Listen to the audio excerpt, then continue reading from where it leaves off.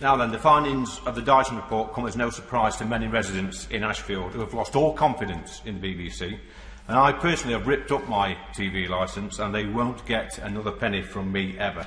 Because in my opinion, the once great BBC is rotten, and my constituents should not have to pay for a service if they don't use it. So does my right honourable friend agree with me that one way to make the BBC behave in the future is to make it a subscription service?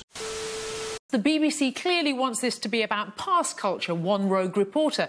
But the Dyson investigation found it's much deeper than that, didn't it? Yes, it did. And I think a lot of your viewers will be interested in the relationship between what happened with the Jimmy Savile cover-up, the Stuart Hall cover-up, and now the Martin Bashir cover-up. Bearing in mind that we are all criminally liable if we do not pay our licence fee, how is it that the BBC is actively enabling criminal behaviour under its own roof?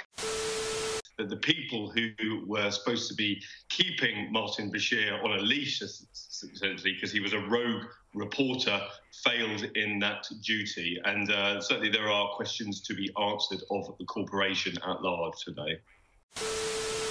Hi, me again. And as you can see there, and also in the media and everywhere, even people in pubs, if you go to the pub, are talking about it, the tide is really turning with public opinion for the BBC. And we all need to strike, while the iron's hot, make KU while the sun shines and all the other nonsense people say about things like this. Because while it's hot, we've got to be talking about it and we've got to be pushing it. So the problem is the BBC Charter doesn't expire until 2027. And not much is going to change before then. And there are a few stories about it, possibly changing over to a subscription service. But as I said in a previous video, they're going to struggle with that. I mean, I think that's the way it's going to go. And I think that's probably the future for most television that you watch is going to be subscription service. But it's just not there yet. It's just not there yet. But so many people still rely on broadcast television, don't they? It's just not there yet. The technology isn't there to allow it. And the BBC can use that to kick the can down the road. So we need to come up with a plan of what we should try and force the BBC to become while it's on its route to becoming a subscription service, shouldn't we?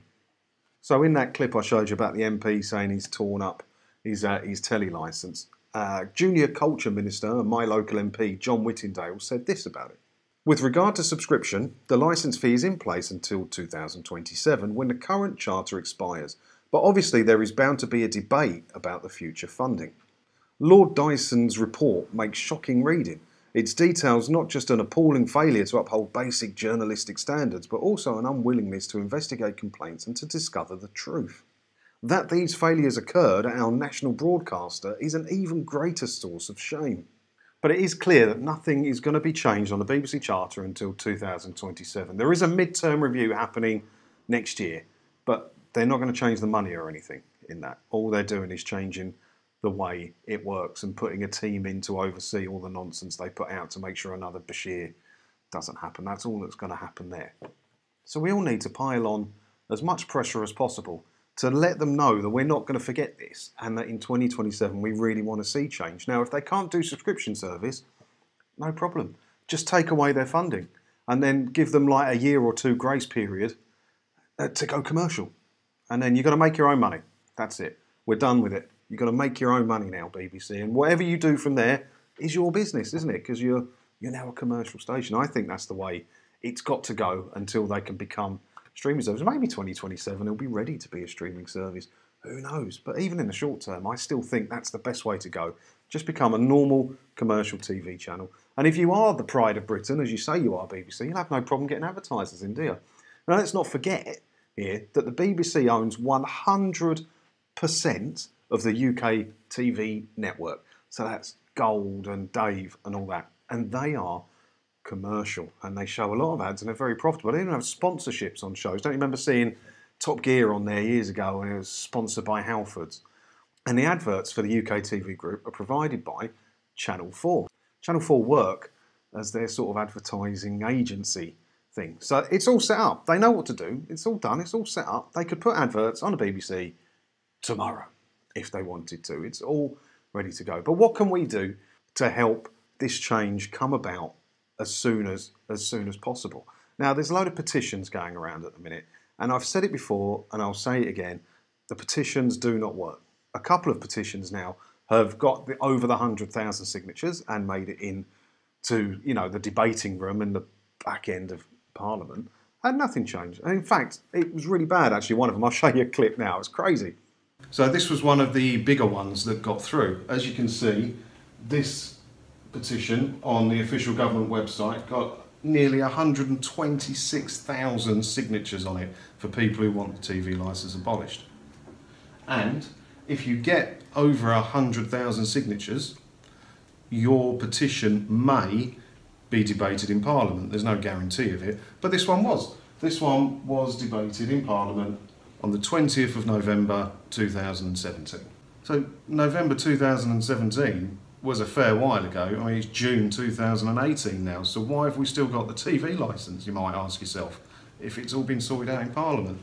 Well, it is the case, Mrs Moon, that a number of people who have signed these petitions or who have emailed me are still concerned that they have to pay the licence fee. Their argument is that in an age when subscription services and streaming services are the norm, they do not see why they should have to pay for another service, and they also think that the licence fee is too high. However, they make the point, and it is a fair one, that the licence fee is a regressive tax, and that cannot be got away from. The recent Ipsos Mori poll this year showed that 49% of people are in favour of funding the BBC through the licence fee. In fact, other polls show that support for the licence fee has actually risen over time. But there is another important point about the licence fee, I think, and that is that it helps preserve BBC independence. Yeah. It protects it, most of the time at least, from political interference. And even in a time when trust in institutions is declining, it is still the most trusted news provider. When I'm watching BBC News, they are trying to get to the truth, however imperfectly. So does that sound to you like the petition worked? It doesn't to me. And also, like, just retweeting something isn't going to get change. You need to hit them where it hurts. So the first thing you can do is contact your MP. Now, I'm not going to give you just some letter you can print out and sign and send off to your MP, because they don't open their own mail. Today they have assistants do all of that. So the assistant's opening, another one of them gone. Oh, it's another one of them gone. You need to write it your own way and explain to your MP why you do not personally wish to fund the BBC or view any of their content, or why you don't agree with the television licence fee, things like that. Now, MPs have their own opinions on things, but pretty much their opinion is slanted by what their constituents, that's the word I was looking for, constituents want. These guys are on a gravy train, these MPs, get loads of money, loads of expenses. They're not going to risk not getting re-elected because they went against the tide of what the people in their area want. So the more people that contact their MPs, the more their MPs' thoughts on things will be slanted towards them. It's just how it works, isn't it? They're on a gravy train, and they just want to do what they need to do to get re-elected again, to stay on their gravy train of expenses, don't they? So do write to your MP, but put it in your own words. Don't print off just a standard letter from somewhere. Put it in your own words, because it means more, and it's more powerful that way. But I still maintain the absolute best way to effect change is to cancel your television licence fee. There's no better way. There's no better way.